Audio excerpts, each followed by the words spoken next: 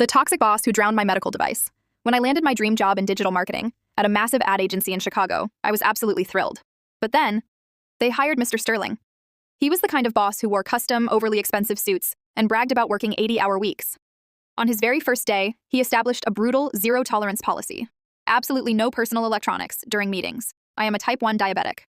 I wear a continuous glucose monitor on my arm that sends a loud, piercing alert to a small receiver if my blood sugar drops dangerously low.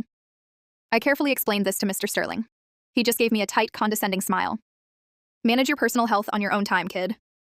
2 weeks later, our entire team was in a high-stakes 3-hour boardroom pitch. About an hour in, my hands started to violently shake. The room started spinning. Then, my receiver started blaring its emergency alarm. It wasn't just a mild dip. My blood sugar was crashing incredibly fast. I desperately needed my emergency glucose tablets. I stood up, gripping the heavy mahogany table. I need sugar, I gasped. Mr. Sterling absolutely lost it. Sit down, he snapped.